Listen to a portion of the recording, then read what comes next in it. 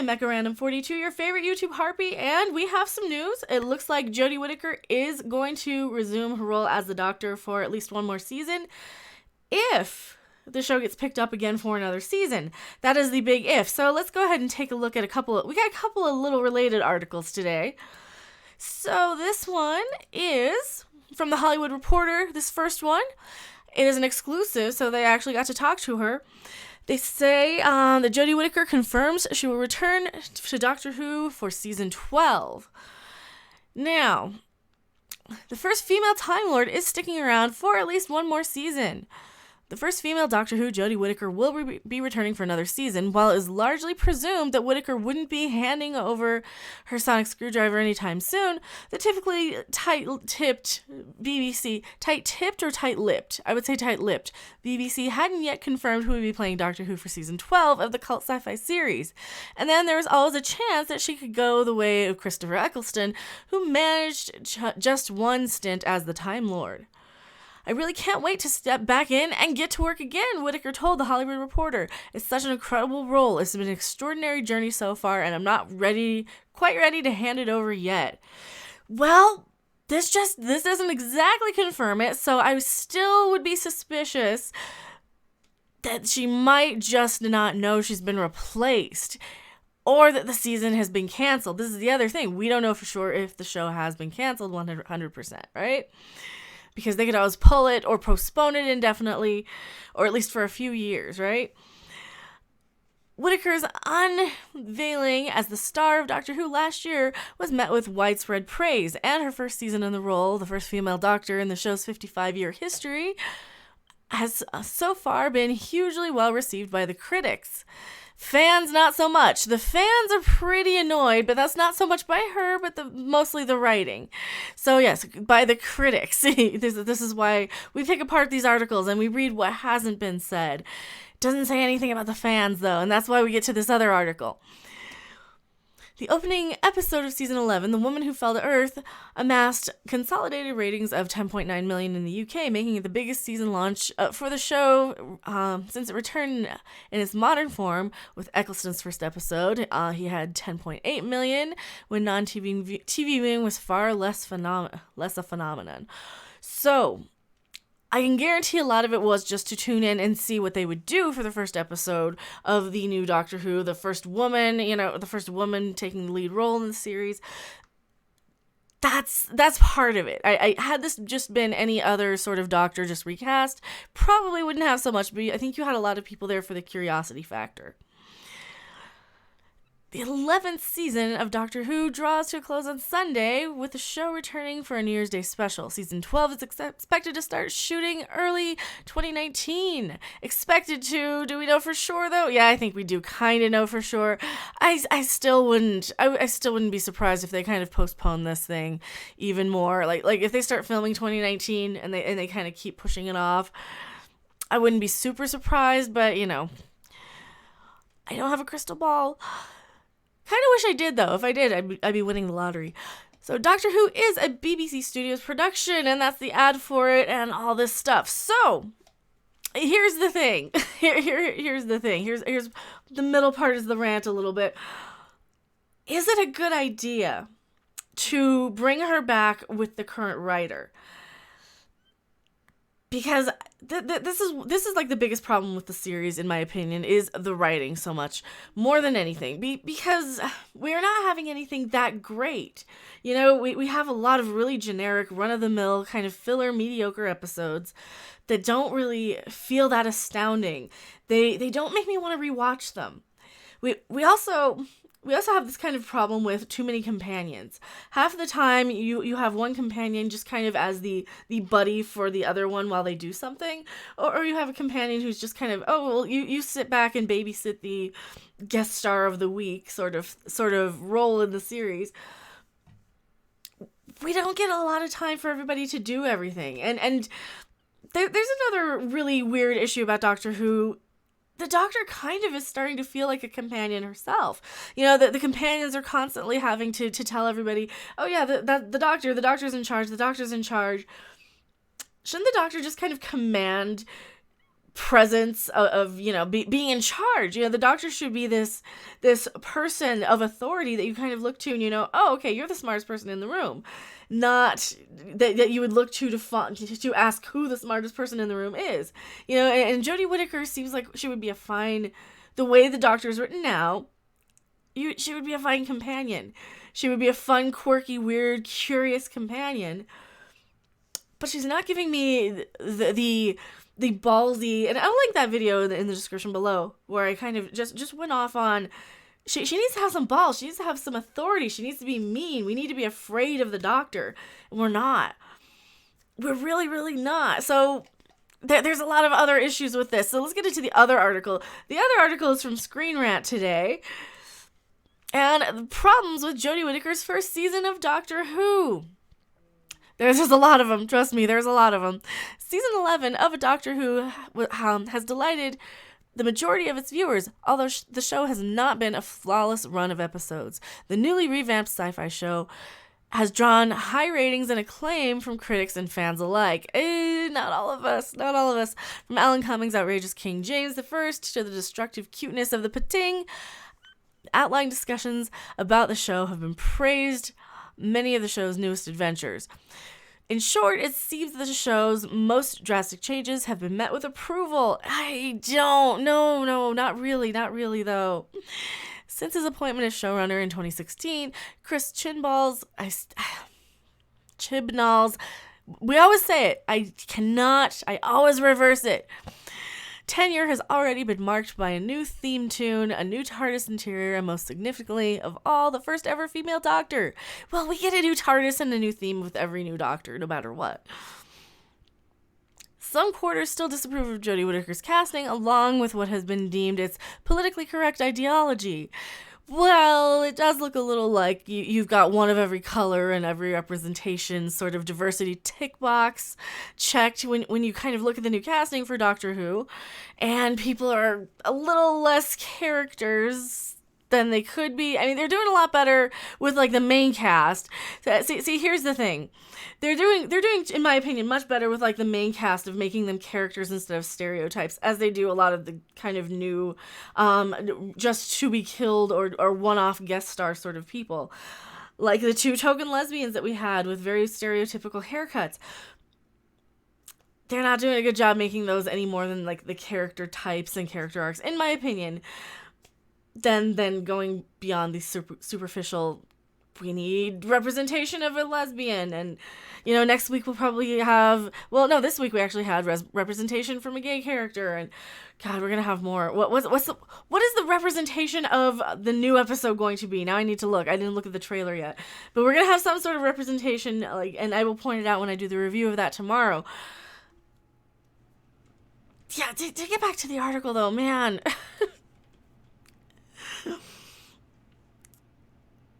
We didn't disapprove of her. We disapproved of the bad writing. He's made the show's commentary. Let's see. It's true that Chibnall, I almost said it right, Chibnall has made the show's commentary on social issues a priority, since the show has repeatedly explored how sexism and racism affects its core cast of characters. Yeah, pretty much every episode. However, the show had confirmed that Time Lords can change their gender years earlier, and the Doctor Who has already been very socially conscious escapism. Yes, it was escapism, though. Now it's more heavy-handed and preachy. Escapism is fine with a couple of, makes you think sort of moments. This didn't have it. This has very much heavy-handed, preachy messages in many of the episodes. Not every one. Some are worse than others. Yet that isn't to say season 11 has been faultless. There have been plenty of things for Whovians to enjoy, such as the upgraded production value and the caliber of its new performers. It doesn't really look like it's upgraded, though. It looks about the same. It actually kind of looks cheaper than the old seasons. Yet there are concerns that Doctor Who's new writing teams have forgotten what routines and hallmarks made the show as successful as it was. To detrimental effect. Yes, exactly. This is what we're saying. They don't know what they're doing. Doctor Who's greatest strengths are undeniably its adaptive premise and protagonist. As demonstrated by Jodie Whittaker's incarnation, it's clear that the Doctor can be a Time Lord of any gender, race, and personality. Similarly, the fact that the TARDIS can go any place or time within existence means that there's immense storytelling possibilities, yet the writers are out of ideas. And I can link that video in the description below as well. For every successful showrunner, in short, the show can reinvent itself every few years and be markedly different from week to week as well. In the space of 2 episodes, Doctor Who can shift from a bombastic space opera to a psychological horror, as it did with Forest of the Dead and Midnight during David Tennant's tenure back in 2008. But whilst this variance of genres and approaches have contributed to Doctor Who's longevity, it can make a singular series feel very uneven and inconsistent. Yes, but that isn't the problem. That was like never the problem with David Tennant's Doctor. Yes, you would have a funny episode one day, and then you'd have like a really serious, sad episode like another day. But what was consistent was the writing was consistent in quality. The acting and the direction was consistent. Jodie Whittaker it still kind of feels like this awkward Kristen Wiig sort of character that doesn't have a lot of authority. She kind of feels very much awkward and uncomfortable in her own skin still. 9 episodes in. We're almost on episode 10 tomorrow. So yeah, it's David Tennant's like the inconsistencies and changes between different genres of the David Tennant episodes. We're still very much consistent with the quality. And he was just that much more likable as a Doctor. We had more entertaining companions. We had one companion per pretty much, and sometimes we had Mickey, but for the most part with David Tennant we'd have just Rose or just Martha or just Donna. And those were always the best, because anytime you have too many companions, it really, really clutters up the TARDIS. And it clutters up the writing. It gives too many people one little thing here and there to do, or nothing at all. But yeah, no. Thankfully, season 11 doesn't fall victim to this age-old problem as much as it has done in the past. Sure, the Sarunga conundrum proves that Doctor Who can still produce weaker episodes. Oh, there was a lot of weaker episodes. Yet season 11 doesn't have the kind of maligned installments that fans will recoil in years to come, as they do for Love of Monsters and In the Forest of the Night. But on the other hand, there are not that many instant classics either. Aside from Rosa, most of the episodes decline to take any narrative risks. Yeah, see, and that is absolutely one of the biggest issues with the modern season of Doctor Who, in my opinion.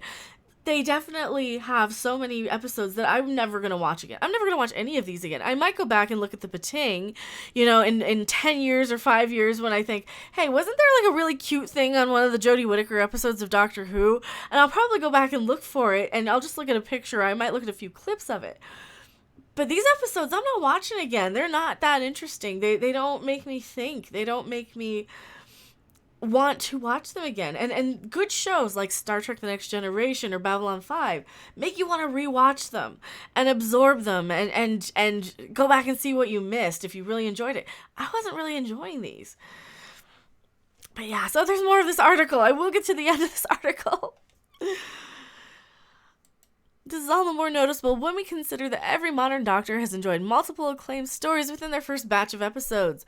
For example, the Ninth Doctor's Dalek is widely recognized as one of the show's all-time best, especially for its treatments of Doctor Who's most famous villains. Writer Stephen Moffat also thrilled villains with his Empty Child two-parter later in that season. Additionally, when Moffat took over as a showrunner in 2010, The 11th Hour, and Richard Curtis's Vincent and the Doctor swiftly joined Doctor Who's Represendant Hall of Fame. Oh god, I can't say words tonight sometimes. These 2 episodes are from the 11th Doctor's first series alone, which also contained those revered final episodes. Words. The Pandorica Opens and The Big Bang. See, those I didn't like as much, but they were still way better because I could still rewatch those. I could still go back and say, what did I miss? And I wasn't the hugest fan of like the Matt Smith and Amy Pond stuff. Especially like the later as they went on, because too many companions again. But and some of the writing was kind of bad. But no, I could still go back and rewatch these. In the short time since its airing, it's clear that Rosa will be the Doctor Who tale for the ages, but it's doubtful that many of Season 11's other episodes will be as well. That isn't to say that elements within The Witchfinders and It Takes You Away are not strong or endearing, but it's hard to envision these episodes being mentioned in the same breath as their inaugural classics in the future. Okay, It Takes You Away was that mirror episode. I will remember the jokes I made about it more than that episode. I will remember that I referenced Mighty Boosh a lot more than I will remember anything about that episode. And Witchfinders, I'll only remember that Alan Cumming was in it. And it was kind of interesting. Witchfinders is probably the most memorable because of Alan Cumming. Season 11's lack of arcs removed a sense of direction. Yes, it has. Season 11's foreground of the universal themes of compassion and family, perhaps more than any other series of Doctor Who thus far. That's not true, though. That's really not true, because Rose and her mother, Jackie, we always saw them together. We can see this in many forms, from the bigger TARDIS team to the Doctor's poignant befriending of the previously hostile entity, the solid tract. I can never say the Doctor Who enemy names. But aside from this, Season 11 is notable because it has eschewed long-running arcs over its 10 episodes. Much of the Doctor Who's modern era has been segmented by season-specific stories and mysteries. What is the significance of Bad Wolf? Who is that mysterious Mary Poppins-esque lady? And who or what will knock 4 times? Yeah, we don't have any of that. From these questions, most Whovians can instantly identify which Doctor and season they pertain to.